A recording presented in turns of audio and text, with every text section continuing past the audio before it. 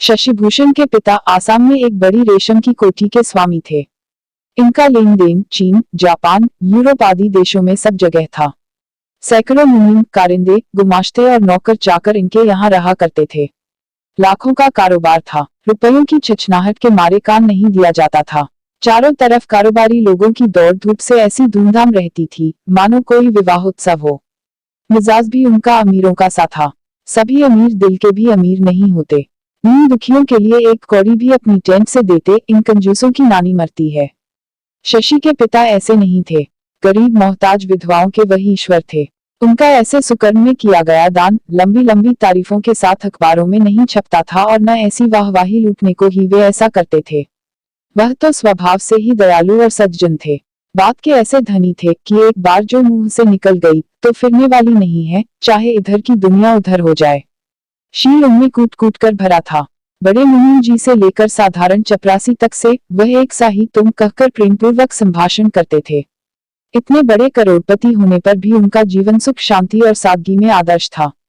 अब शशि के पिता को मरे कोई 2.5 साल हुए होंगे, पर तब से अब तक में उनके कारोबार में कुछ न कुछ उन्नति ही हुई है। इसका यही कारण है कि शशि बाबू भी गुणों में अपने पिता से किसी भांति कम नहीं है। अपने पिता के जमाने के नौकरों तक को शशि बाबू बुजुर्गों की तरह मानते हैं। सच तो यह है कि शशि को ऐसा दयालु पाकर चाकर लोगों ने इन्हीं थोड़े दिनों में उनके पिता को भी भुला दिया। एक बार कारोबार के ही विषय में उन्हें दिल्ली जाना हुआ और उसी एक काम में इन्हें 12 लाख का मुनाफा हुआ। वहीं विदेशी कोठियों के भी तार मिले, जिन सब में उस बार लाभ ही लाभ की बात थी। शशि बाबू अपनी स्त्री श्यामा को बड़ा प्यार करते थे। श्यामा को देवी जैसा रूप भी मिला था। उसका सुंदर स्वच्छ मुख देखकर गुलाब का भ्रम होता था। श्यामा जैसी सुंदरी थी वैसे ही शौकीन भी परले सिरे की थी। ईश्वर की दया से उसे कमी ही क्या थी। नई नई साड़ी, बढ़िया बढ़िया जेवर, बेशकीमती सामान श्यामा के इशारा करते ही शशि बाबू ला दिया करते थे। भोजन करके जब शशि लेटे रहते और श्यामा को निकट पाकर अपने सुख स्वप्न में डूब जाते तो वह तन्मय हो जाते थे। श्यामा को पाकर शशि अपने को महाभाग्यवान समझते थे। हाँ, तो जब शशि बाबू दिल्ली जाने लगे तो श्यामा ने हीरों का हार और मोतियों की एक माला लाने की फरमाइश की थी। आज 3 महीने में शशि लौटे हैं। ये 3 महीने बड़ी कठिनता से श्यामा ने काटे हैं। कुछ तो उत्साह से और कुछ लज्जा से श्यामा का कलेजा धक धक हो रहा है। शशि के पास जाने में उसे कुछ भय सा लगता है।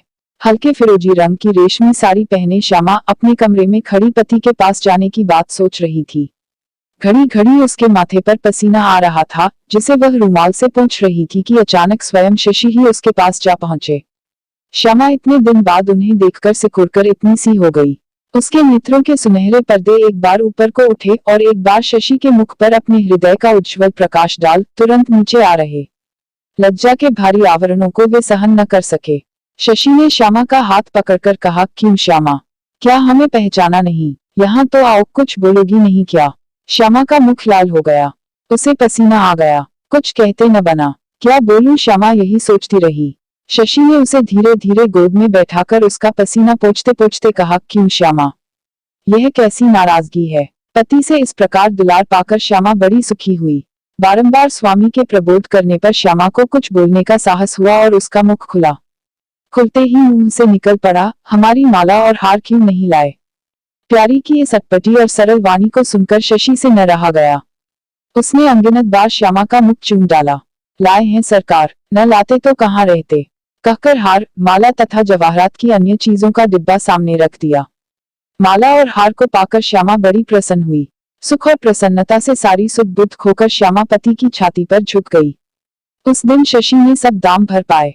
ये सब जेवर उसने कोई 3.5 लाख के खरीदे थे। 1 वर्ष बाद वह हारमोनियम पर मधुर ध्वनि से गा रही थी। शशि मुग्ध होकर एकचित उस चंद्रमा से बहते अमृत को पी रहे थे। उनकी आंखें उसी चंद्रमुख पर थी। इससे अधिक सुंदरता हो सकती है या नहीं, शशि यही सोच रहे थे। अचानक उनकी सोच एकदम भंग हो गई। सामने से उनके बड़े मुनीम दौड़े हुए आए। उनके मुख की हवाइयां उड़ रही थी। आते ही उनके मुख से निकला, सर्वनाश सर्वनाश हो गया। शशि धीरज से बोले, हुआ क्या? बात तो बोलो। मुनीम जी ने एक तार उनके सामने पटक कर कहा, वह हमारे 3 जहाज जो चीन से आ रहे थे डूब गए और 49.5 लाख पर पानी फिर गया है। शशि के मुख से यही निकला और सूखे वृक्ष की तरह धड़ाम से पलंग पर गिर पड़े। श्यामा यह सब देखकर अवाक रह गई। उसकी गोरी गोरी उंगलियां बाजे के पर्दों पर पड़ी की पड़ी रह गईं। उससे कुछ भी करते न बन पड़ा। अब भी उसकी छाती पर वही हार और माला सुशोभित थी। श्यामा ने एकदम अपने को संभाला, तुरंत पति के पास पहुंची। किसी प्रकार से कुछ मुस्कुराहट भी उसके मुंह पर आ गई। श्यामा ने समझा, प्यारे पति के दुख में यह मुस्कुराहट अच्छी औषधि होगी। ऐसे दुख में सरल श्यामा को मुस्कुराते देखकर शशि को हंसी आ गई। उन्होंने चुपचाप श्यामा को पकड़कर छाती से लगा लिया। उनकी आंखों में 2 बूंद आंसू छलछला आए। श्यामा ने उन्हें ढाढ़स देकर सब हालचाल जानने को कोठी में भेजा। बाहर आते ही उन्हें एक तार अपने आरती का मिला कि 7.5 लाख का बिल कल 4 बजे तक अवश्य अदा करना पड़ेगा। शशि को काट मार गया। वापस घर आकर चारपाई पर पड़ गए। अचानक इस दुख को शशि सह न सके। उनका हृदय विदीर्ण होने लगा। एकाएक कुछ सोच वह उठ खड़े हुए। एक बार श्यामा ने रोकना चाहा, पर वह उन्मत्त की तरह चले ही गए। कुछ सोचकर श्यामा ने एक जौहरी को बुलाया और अपने सारे जेवर 7.5 लाख में बेच डाले। एक छल्ला भी बाकी न छोड़ा और वेश बदलकर स्वयं बैंक में जाकर 7.5 लाख का बिल चुका दिया। तब वह चुपचाप अपने घर आ बैठी। देखा, शशि अभी नहीं लौटे हैं। वह अपने मित्रों से सहायता लेने निकले थे, पर कोई तो घर नहीं मिला। किसी का मिजाज ठीक नहीं था। मतलब यह कि निराश हो वह बैंकर के पास गए और कहा, महाशय, कल मैं यह बिल किसी प्रकार अदा नहीं कर सकता। बैंकर ने आश्चर्य से उसकी ओर देखा और कहा, महाशय, एक स्त्री आपका बिल चुका गई है। स्त्री चुका गई? शशि ने आश्चर्य से उसकी ओर देखकर पूछा। हाँ महाशय, बिल चुक गया है। शशि बाबू बड़े असमंजस में पड़े कि किसने ऐसा किया। श्यामा ने। इसी विचार में शशि घर आ रहे थे। द्वार पर पहुंचते पहुंचते मुनि उनको बुला कोठी में ले गया और एक तार देकर कहा, ईश्वर का धन्यवाद है कि वे जहाज सिर्फ भटक गए थे। एक में कुछ हानि हुई है, पर वह बीमा किया हुआ है। अब वे बंबई पहुंच गए हैं और बंगाल बैंक के नाम से 10 लाख का चेक है। शशि ने अचकचाकर सब सुना। एक ही दिन में ऐसा परिवर्तन देख शशि पागल से हो गए। धीरे धीरे संभलकर घर आए। श्यामा तब भी धीरे धीरे बाजा बजा रही थी। धीरे धीरे शशि श्यामा के पीछे जा खड़े हुए। उन्होंने श्यामा के मोड़े पर हाथ रखकर कहा, श्यामा, इधर आओ। एक कोच पर दोनों बैठ गए। शशि ने श्यामा के दोनों हाथ पकड़कर कहा, श्यामा, तुमने चोरी की है, बोलो सच्ची बात है ना? सरलता से श्यामा हंसकर बोली, तुम्हारी बात कभी झूठ हो सकती है? हमने तुम्हें ही न चुराया है।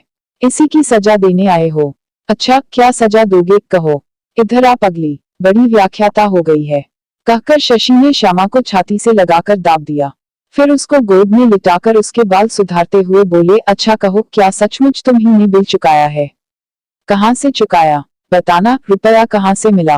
बात सुनकर श्यामा पहले ताली बजाकर हंस पड़ी, फिर दोनों हाथों को शशि के गले में डालकर कहा, मिलता कहाँ से? हमारे एक प्रेमी ने हमें गहने बनवा दिए थे, उन्हीं को बेचकर चुका दिया है। अचकचाकर शशि बोले, अरे क्या, जेवर बेच दिया? इतना साहस? यह क्या सूझी? क्या माला और हार भी? श्यामा, दोनों अंगूठी भी। शशि की आंखों में पानी भर आया। वह उसे छाती से लगाए कुछ देर खड़े रहे, फिर किसे बेचा है पूछकर बाहर आए। सीधे जौहरी के पास गए। उन जवाहरातों को देखकर वह खुश हो रहा था। सचमुच बड़ा लाभ का माल था। तभी शशि पहुंच गए। कुछ मुनाफा देकर सब वापस ले लिया और घर आकर श्यामा के गले में अपने हाथ से जेवर पहनाकर कहा, पगली, ऐसे अमूल्य जेवर तूने कैसी बेरहमी से बेच दिए? श्यामा ने दोनों हाथ पति के गले में डालकर आंखों में आंखें भरकर कुछ शर्म से अपने सिर को पति की छाती पर टेक कर कहा, प्यारे पति से बढ़कर स्त्री के लिए और कौन सा आभूषण है।